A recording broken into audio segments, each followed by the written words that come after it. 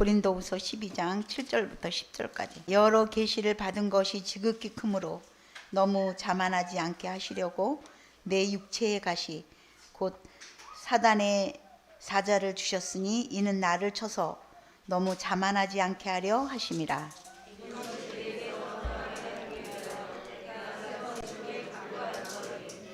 나에게 이르시기를 내 은혜가 내게 족하도다.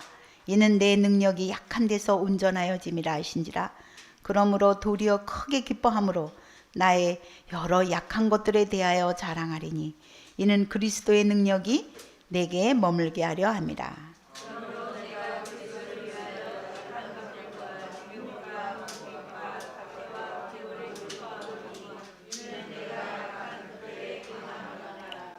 아멘. 예. 하나님이 이방인의 그릇으로, 이방인들을 위한 그릇으로 택하여서 쓰신 바울이 바울에게는 하나님께서 모든 것을 다 들어주셨을 것 같잖아요. 그런데 바울이 그렇게 얘기하지 않았습니다. 이 말을 하기 전에 12장 1절부터는 뭐를 얘기했냐면 누구도 체험하지 못한 그러한 영적인 그런 것을 얘기를 했어요. 나는 이거를 부득불 자랑하리니 내가 이거를 알려주겠다 너희들에게. 그거를 부득불 별로 하고 싶지 않은데 그 얘기를 한다 이렇게 얘기하면서 하나님이 자신에게 체험하게 하신 영적인 그러한 그 놀라운 체험에 대해서 1절부터 이렇게 얘기를 했어요. 우리들은 가끔 이렇게 하나님께서 나에게 주시는 은혜가 정말 다른 사람이 경험해 보지 못한 아주 엄청난 영적인 것을 체험하고 싶어 합니다. 그리고 그걸 자랑하죠. 예. 그래서 저도 우리 남편이요 예수를 전혀 안 믿다가 정말 예수라면 이를 갈던 사람이었는데 어느 날 하나님의 은혜를 받았는데 본인이 천국이 있는 거와 지옥이 있는 것도 모르잖아요. 그런데 그런 사람을 하나님이 이끌어 가지고 천국을 보여주셨다는 거예요. 그래서 저에게 이제 얘기를 하는데 저는 이제 성경을 아니까 너무 놀라운 거예요. 아주 너무 성경하고 정확히 그렇게 얘기를 하는 거예요. 뭐 그냥 자기가 이렇게 머리에서 이렇게 생각해서 하는 게 아니에요. 그 하나님이 계신 성전이 있었고 거기에서 생명수 강이 흐르고 있었는데 뭐 이러면서 쭉 얘기를 하는데 보니까 정말 근데 이게 영적인 거는요 부부간에도 질투를 해. 그죠? 예, 부부간에도 질투가 나더라고요. 나는 우리 남편이 예수도 모르다가 예수님을 믿게 되고 하나님의 나라 천국을 보고 왔다는데 얼마나 좋겠어요. 내가 이제 구원받았을 때 막 너무 좋아했어요. 그런데 막 하나님한테 받은 은혜를 얘기하는데요 나는 생전 정말 체험해보지 못한 그런 것을 막 얘기를 하는 거예요. 그러니까는 부부관계에서도 질투가 난 거예요.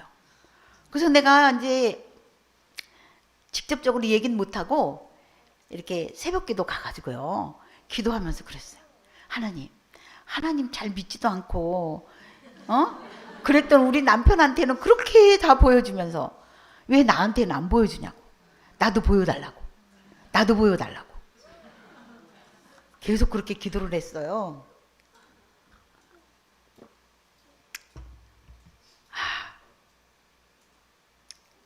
그렇게 기도를 했는데 이제 보니까요 그 영적인 질투는요 저는 우리 친정어머니는 절대 없는 줄 알았어요.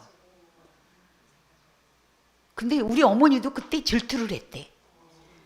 그래가지고 하나님 내가 그냥 일평생 믿었는데 그러면서 또 기도했다는 거예요.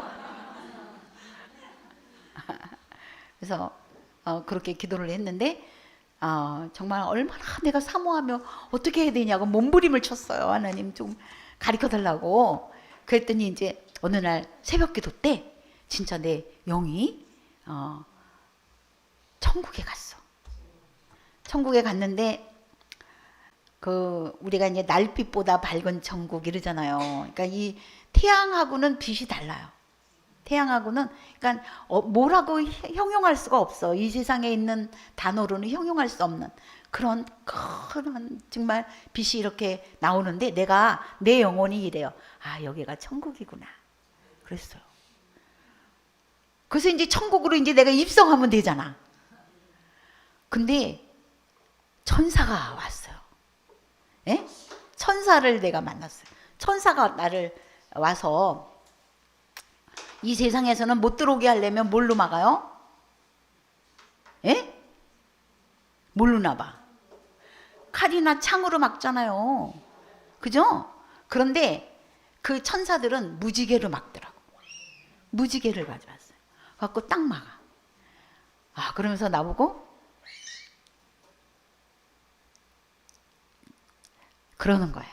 이미 너에게 이 천국을 하나님이 다 말씀해 주셨느니라. 그러는 거예요. 그래서 내가 너무 거기에서 영적으로도 너무 아쉬워. 그래서 아멘 그랬어요. 내 속으로는 아멘이 없는데 거기서 아멘이 나오더라고. 그랬더니 그 천사가 나한테 뭐라 그러냐면 네가 여자 중에 복이 있도다 이러는 거야. 그래서 아무 소리도 못하고 내려왔어요. 그 다음에는 뭐 천국 보여달라 그런 말 안 했어요. 왜냐하면 우리 남편이 아주 물고기 얘기까지 자세히 했기 때문에. 예? 그리고 요한계시록 보니까 천국에 대해서 자세히 써놓으셨잖아요. 그랬기 때문에 제가 천국을 보여달라 이런 말 안 했어요. 근데 우리 어머니는 또 어떻게 하나님이 응답하셨냐면 우리 하나님 앞에 막 기도했대. 어떻게 하나님 나한테는 그렇게 야속할 수가 있냐고 그렇게 기도를 했는데 우리 어머니가 어느 날 꿈을 꾸게 된 거예요. 꿈을 꾸게 됐는데 그 하늘에서 세 사람의 그 사자가 그러니까는 우리 어머니는 남자 같았다고 그랬어요. 그 성별을 우리가 정확히 구별할 수가 없어요. 그런데 남자 같은 느낌을 받았다고 그래요. 세 명이서 보배합을 갖고 내려왔더래요. 하늘에서. 그래서 보배합을 갖고 와가지고는 그 안에 보니까 뭐 다이아, 뭐 루비, 뭐 다 있잖아요. 근데 그거를 이렇게 주면서 그 천사들이 뭐라고 말하냐면 네 반지를 찾아라 그러더래. 그러면은 금도끼로 이게 네 거냐? 그러면 내 겁니다 그러고 싶잖아요. 근데 그게 안 되잖아요. 근데 이 보배합에 보니까 막 정말 뭐 기가 막힌 그런 보석들이 다 있는데 우리 어머니 마음에 내 거가 아닌 거야. 근데 거기 보니까 다 찌그러진 금반지. 금반지 끼고 일 많이 하면 어떻게 돼? 그냥 찌그러지잖아요. 다 찌그러진 금반지. 그래서 그게 거기 있더래. 우리 어머니 반지가. 그래서 이게 내 겁니다 그랬대요. 그랬더니 그 천사들이 뭐라고 말하냐면 네 삶이 가장 귀하게 살았구나. 얼마나 이렇게 하나님 일을 많이 했으면 이게 찌그러지도록 일했느냐. 그러고 갔다는 거야. 여기 있는 그 금은 보화 중에 제일 좋은 제일 귀한 그것이 바로 네 것이다 이랬다는 거예요. 그래서 그냥 그 다음엔 나한테 하나님이 내게 제일 좋다고 그랬어. 이러시더라고. 이렇게 우리가 영적인 것에 대해서는 끝이 없어요. 하나님이 나에게 어떤 것을 이거는 내 것이 아닌데 내가 거기서 크게 깨달은 말씀 그 정도도 굉장히 하나님의 은혜인데도 불구하고 우리는 계속해서 이것 좀 보여주세요. 그러니까 그 유대인들하고 똑같아요. 더 큰 기적, 더 큰 표적 이거를 계속 우린 요구하는 거죠. 그런데 이 사도 바울에게 하나님께서 그때 있는 사람들에게 누구와도 비교할 수 없는 천국의 비밀을 다 가르쳐 준 거예요. 그랬는데도 내가 그것을 자랑하지 아니하고, 그게 중요한 게 아니다. 그게 대단한 게 아니다. 어느 것이 대단하냐? 하나님의 말씀으로 끝까지 견디고 사는 것. 그것이 얼마나 귀중한 건지 이 사도 바울이 오늘 그래서 말하면서 뭐라고 말하냐면, 나는 나의 약한 것들을 자랑하리니. 그랬어요. 나의 약한 것들을 자랑하리니. 우리는 약한 것들은 자랑하고 싶지 않아. 그렇죠? 감춘다고요. 감추고 숨기고 덮어요. 내가 그래서 우리 남편 목사님하고 사역하면서 힘들었던 게 뭐냐면, 너무 솔직해요. 너무 솔직해. 그래서 그게 때로는요, 이 목회자니까 좀 감췄으면 좋겠어. 그런데 너무 이거를 다 공개하고 또 너무 솔직한 거예요. 그래가지고 그게 나는 굉장히 힘들었어요. 그래서 나중에 지금 세월이 가고 나니까 하나님께서 우리 남편의 그 순전함을, 그 솔직함을, 그거를 더 쓰셨구나. 내가 얼마나 가려져 있고 내가 얼마나 위선되어 있는지 그거를 보게 하셨어요. 그때는 내가 이거 이러지 말아야 되겠. 그거는 우리 생각이에요. 하나님은 어떤 것으로 하나님의 일을 이룰지 모르는 거예요. 오늘 사도 바울은 자기의 약한 것들을 자랑하리니 하면서 무슨 얘기를 했냐면, 보통 약한 게 아니죠. 하나님께서 자기가 약하고 자기가 이것을 당하는 이유를 알았어요.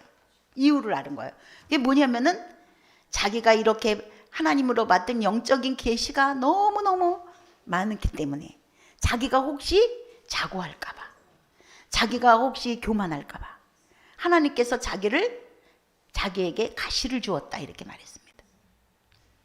우리는 참 우리의 본성이, 죄성이 있어가지고요, 내가 하는 것마다 잘 되고 하나님의 은혜를 받고 뭐 그런 영적인 것도 충만하고 막 이러면요, 우리는 절대 겸손해질 수가 없어요. 우리가 그렇게 아주 폐부까지 죄성이 있기 때문에, 그게 뭐냐면 나도 모르게 나를 교만하게 하고, 나도 모르게 그것이 하나님 앞에 치명적인 일을 만들어놔요. 예.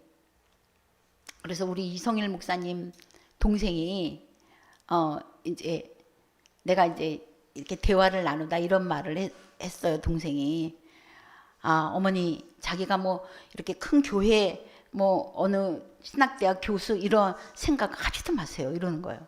하나님이 자기에게 준 사명이 있는데, 정말 복음을 몰라, 이 말씀을 몰라서 쩔쩔매는 그런 그 어려운 사람들, 그런 사람들에게 복음을 전하라고 그랬다고. 그래서 그거를 품고 계속 그 일을 하고 있어요. 그러다가 어떤 때 이러는 거예요. 자기도 모르게 여기서 스멀스멀 올라온대요. 그런 어떤 이 세상적인 명예나 욕구가. 왜 그러냐면, 저는 이제 이렇게 어떤 교회에 가서 우리 아들하고 이렇게 얘기했는데, 좀 거기 계신 분들이 막 무시하는 그런 걸 보면 내가 속이 상하죠. 엄마니까. 그랬을 때 정말 누구에게나 딱 명함을 내밀었을 때, 이러는 그거 누구나 다 원하잖아요. 그렇게 되는데, 어머니 저를 모르세요. 그러면서 자기도 모르게 그게 스멀스멀 올라오고, 그래서 하나님이 자기에게 그런 어떤 좋은 그런 것을 이 세상 사람들이 영광으로 여기는 걸 주면, 자기도 어느 날 자기도 모르게 괴물이 돼 있을 거라고. 그래서 자기 스스로 자제하지 못하기 때문에 그거를 늘 하나님 앞에서 견제하고 누르고 그런대요. 근데 놀라운 것은, 사도 바울은 본인이 그렇게 하지 않게 하고 하나님이 뭐를 주냐면 그에게 가시를 줬어요. 이 가시는 뭐냐면 사단의 사자를 주었다. 사단이 보낸 거야. 예.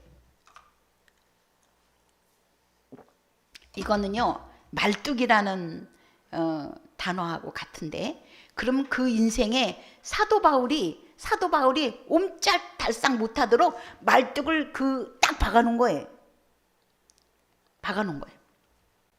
우리가 예를 들어서 말뚝 옆에 정말 30cm도 이동하지 못하도록 우리가 사슬에 매어 있다고 하면 무엇을 할 수 있겠습니까?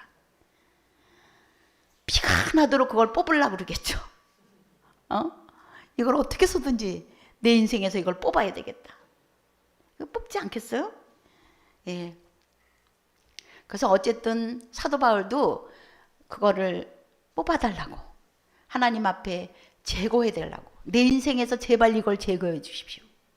그리고서 그거를 3번이나 간구하였다 그랬어요. 간구하였는데 하나님이 말씀해 주셨어요. 내가 그거를 절대 안 뽑아주겠다. 응? 왜냐하면 그 자체가 말뚝에 박혀 있는 그 자체가 내 은혜가 너에게 족하도다. 그 자체가 은혜라 이거예요. 은혜라. 그래서 이 사도 바울은 그거를 하나님이 주신 은혜로 받았어요. 은혜로 받고 나니까 그게 더 이상 그를 괴롭히지 않았어요. 늘 사도 바울이 하나님의 뜻과 어긋나서 어디 자기 멋대로 교만하게 달려가지 못하게 하는 하나님의 안전장치야. 오히려 하나님의 안전장치로 그것을 받아들였어요. 그거가 이해되고 그거가 나한테서 정말 하나님의 은혜로 흡수되지 않으면 우리는 계속해서 그 말뚝으로 인해서 피를 흘리는 거예요. 내 몸의 모든 것을 다 소진하는 거예요. 난 이것 때문에 죽어요. 난 이것 때문에 난 견딜 수 없어요. 난 이것 때문에 이게 때문에 이렇게 되는 거죠. 우리 소중한 사람들 그 서울역 이제 노숙인들 있는 곳에 그 세빛 맹인교회 그 안요한 목사님이 오셨더랬어요. 안요한 목사님이 오셨는데 제가 이렇게 지금 이제 나이 많으시잖아요. 전혀 나이 많아 보이지 않아요. 그 겉모습은 그분은 이제 이렇게 그 눈을 뜨신 분이거든요. 눈을 뜬 그 맹인이잖아요. 그러니까는 정말 너무 겉은 이 외모는요. 얼굴도 정말 그 인자해 보이고 또 수려하게 잘생기셨어. 그런데 그분이 30대 초반에 눈을 잃어요. 눈을 잃고 아내도 잃고 다 잃은 거잖아요. 예. 그리고 이제 하나님 앞에 돌아서서 이제 그분이 이제 점자로 신학 저적도 많이 만들고 그러셨거든요. 그 맹인들을 위한 일을 굉장히 많이 하셨죠. 그런데 하나님께서 그에게 눈을 가시로 준 거죠. 근데 그 목사님 모습에서는 절대 그것 때문에 불편해하는 모습이 없었어요. 그래서 내가 저 목사님에게 만약에 그냥 하나님께서 건강하게 하시고 눈을 주셨더라면 이 자리에 있지 않겠구나, 그런 생각이 들었어요. 절대 있을 분이 아니에요. 아마 그분이 뭐 이렇게 저기에서가 아니라 정말 엄청난 또 세상에 많은 일들을 했을 거겠지만 하나님이 가장 힘들고 어려운 그 사람들을 위해서 하나님의 그 사람을 만들어 주신 거죠. 근데 그분의 모습에서는 그거로 정말 내 은혜가 내게 족하도다가 보여요. 족한 모습이 보이더라고. 어느 하나 부족함이 없어. 아주 족한 모습이 보여요.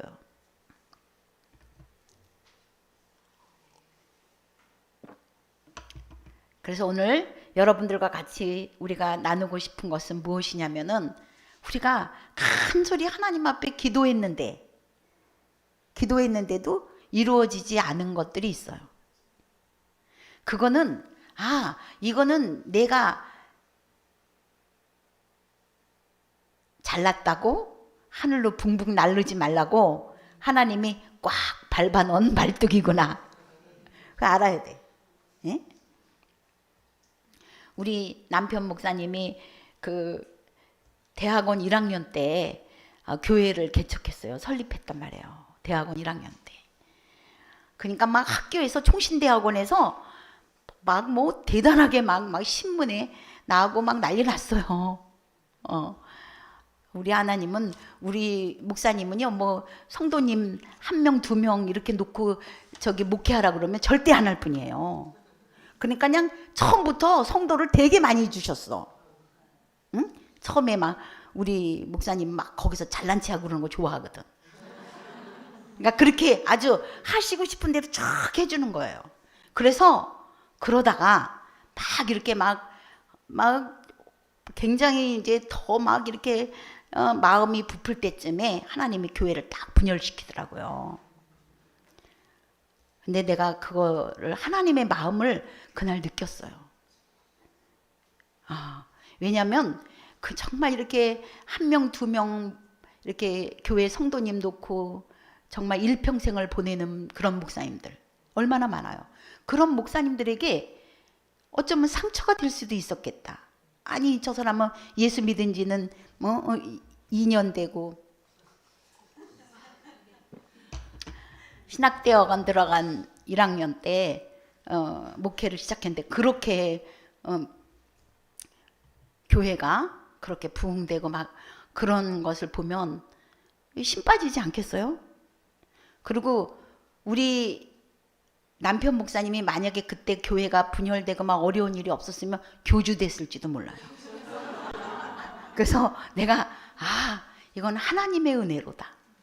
그래서 하나님, 우리가 어느 날 하나님 보실 때에 그 하나님의 뜻에서 내 스스로 자제가 안 될 때, 우리가 자제가 안 될 때 있거든요. 자제가 안 되는 것 같이 보이는 때가 있거든. 하나님이 그때 말뚝을 박으십시오. 우리에게 박아주십시오. 네, 그랬어요. 그래서 우리 여러 가지 연약하고 허물이 많은 우리 목사님과 제가 30년을 목회를 한 거예요. 저는 그 30년 목회하면서 이런 생각이 들었어요. 교회가 막 부흥하고 승승장구하면 30년 아니야 300년까지라도 목회 못할 목사 없어. 교회가 막 부흥하고 막 성도님들이 몇만 몇천 하면은 그거 안 할 목사님 어디 있어요? 교회가 어렵고 정말 교회 꾸려나가기가 어렵고 그 자체가 정말 너무 힘든, 그리고 또 성도님들 그런 곳에서 끝까지 목회하는 그런 분들 정말 귀하다. 하나님 나라 갔을 때는 하나님이 목사님들 1명씩 데려 이제 그 회개할 때에 하나님이 너 몇 명 교회였냐 이거 안 봐요. 너 몇 명 교회, 니네 교회 몇 평 이거 안 봐. 보겠습니까? 안 봅니다. 얼마나 그 영혼을 사랑하는 마음이 내 마음에 있고 그를 구원시키려고 네가 얼마나 애통했느냐, 그리고 네가 얼마나 수고했느냐, 그래서 어떻게 그를 하나님 앞에 인도했느냐, 이것이 중요한 거죠. 한 평도 없어도 돼. 우리 서울역 소중한 사람들은 한 평도 없을 때는 서울역 전체가 우리 교회야. 할렐루야. 예. 그러니까 그게 문제가 아니고, 우리 여러분들도 여태까지 대신 하나님께서 사도 바울에게 지금까지 그 가시에 대해서는 응답하지 않으셨지만 나머지는 다 응답하셨잖아요. 근데 응답하시지 않은 것도 은혜라고 말씀하셨어. 내 은혜가 너에게 족하도다. 그것도 응답하지 않은 것도 은혜인데, 여러분은 오늘 가만히 뒤돌아보세요. 헤아려 보세요. 하나님이 다 응답하시고 딱 한 가지 남겨놨더니 안 된다고 하나님 이러지 말고, 이것도 내가 하나님의 은혜로 받아들일 때 하나님이 그 가시를 오히려 영광으로 바꿔주실 줄 믿습니다. 그래서 오늘 저도 이제 쭉 이 말씀을 준비하면서 나는 뭐 그렇게 모진 그런 거는 없었던 것 같아요. 이제 사람들이 가끔 가다가 이제 저보고 뭐 그 힘든 일을 어떻게 하냐 뭐 그런데 저 안 힘들거든요. 그리고 뭐 사람들이 저보고 뭐 시집살이 하면서 힘들었던 얘기 그런 거 왜 안 하냐요? 안 힘들어요. 그리고 이렇게 귀한 그 하나님의 말씀 전하는 그런 상태에서 무슨 그런 거 얘기하겠어요? 안 힘들어요. 힘들지 않아. 왜냐하면 내가 한 일이 하나도 없어요. 다 하나님께서 성령의 공급하심으로 하루하루 시간 순간순간 일하는 거예요. 저는 다른 사람들이 뭐 사모님 뭐 천사 그런 소리 마세요. 난 악마에 가깝습니다. 이렇게 말해요. 아니 그 서울역에서 내가 새벽에 이렇게 우리 급식을 하는데 노숙자 급식을 하는데 어떤 노숙자가 저보고 돈 달래다가 앉으니까는요 자기가 마시던 뜨거운 커피 있잖아요 아침에 그 커피를 나한테 휙 던지는 거예요. 내가 순발력이 좋잖아요. 내가 탁 뒤로 해가지고 안 맞았어요. 그랬더니 옆에서 보던 어떤 노숙자가 화가 났어. 막 이렇게 큰 등치가 큰 노숙자가 그 사람이 목덜미를 딱 이렇게 잡는 거예요. 이 새끼 막 이러면서 사모님한테 그렇게 뜨거운 커피를 던지다니 막 이러면서 이렇게 끌고 가는 거야. 여기를 잡아가고 질질질 끌고 가는.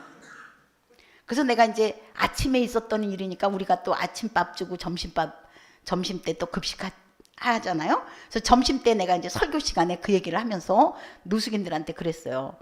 그 사람이 이렇게 질질 끌려갔는데 내가 그때 어떤 마음이었겠냐 그랬더니 다 뭐라 그러냐면 하나님 저 사람을 용서해 주세요 그랬대. 그래서 내가 아니라고 끌려가서 늘씬하게 맞아라 그랬다 그랬어.